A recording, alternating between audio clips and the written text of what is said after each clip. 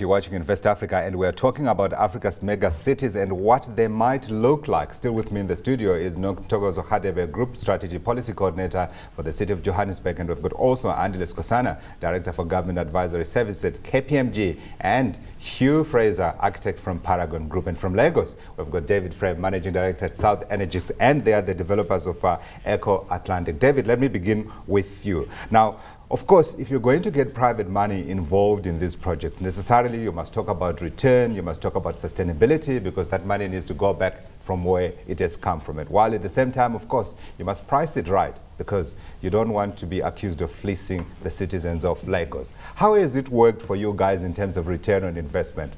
Is this something that you would do again or advise other people to do? Well, obviously, we studied at length the financial implications of what we were intending to do. And it was quite clear that from a viability point of view, it was very, very positive. In fact, our approach has been that we are financing the project in its entirety. It's privately funded.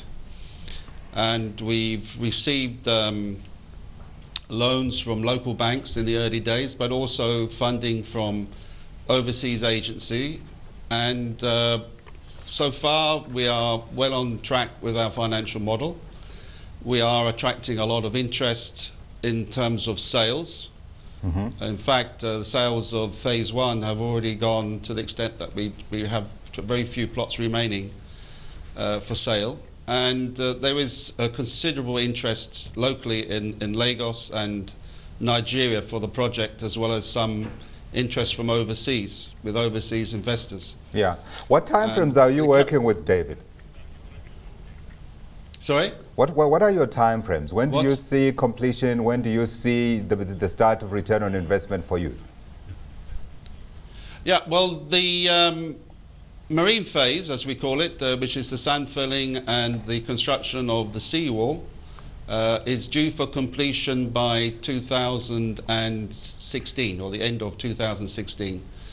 We're currently working also on the infrastructure to phase one and phase two of the project, and that's going extremely well. Yeah. And we program that the infrastructure will be completed 18 months to 2 years after the marine works have finished. So we're looking at 2018, 2019, and the entire city will be complete with infrastructure. So Eco Atlantic, so far the project is working. Let me come to you, Nontokozo. When you take what they are doing in Lagos and what you're hearing David talking about, it's all positive. It does appear like it is viable. And then you take the key learnings that you guys had when you looked at Cosmos City. Where do you go next? Cosmos City, we've certainly had some critical successes. We've proven wrong the notion that you cannot mix lower, middle, and upper housing developments in one center. You can? Yes, we've proven that it can work in one area. It works, it supports each other perfectly. There was nothing wrong. As long as you don't name all the cities, just some US names and those kind of things. I guess, yeah. But also, I must acknowledge that it has been a housing-driven development, Cosmos City. But now we are looking far more than that. So is that the future then? Yes, the future, because if you don't bring all the pieces of the puzzles, including economic growth or economic stimulation of the area, you end up with proliferation of spazas, illegal spazas and so forth, and ship-ins, which might have happened with the Cosmos City. But now we're looking at economy as a critical economic nodes driving the development. Rather than the city going on a grandiose plan and planning and putting these things to place and then saying to people, you move in there. Yes, you move in then, and then you end up, And then the transportation is also critical, because we do have a Cosmos City, but there's no reliable public transport that is linking Cosmos City and the inner city. So we're starting with transportation, we're linking everything together, we're bringing economic growth as the cornerstone of whatever we are doing. So infrastructure is a key part of this whole equation. Andile, let me come to you, because you, as we said, you advise governments. Now, it's not everything that you can put in private hands, and I'm sure you'll agree. There are some services that are more amenable to living in private hands and others for the public sector. Please break those down for us.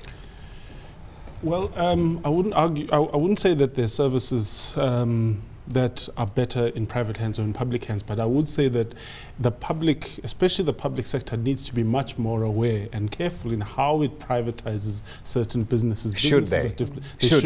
They should be. Okay. And I'd say African governments, especially the city governments, are getting better and better at it through these admittedly new and greenfields developments. They're getting better and better at putting the kind of requirements that benefit the population of the cities, and the kind of requirements such as the infrastructure levels, managing the kind of infrastructure, the levels of infrastructure that can fit into the existing systems that they can maintain and take over going into the future. Yeah. So that's really the concern around how to privatize, not so much what to privatize, but be careful to privatize only that which you can't afford, and that part that will benefit the city, the running of the city overall. For sure. Hugh, quickly?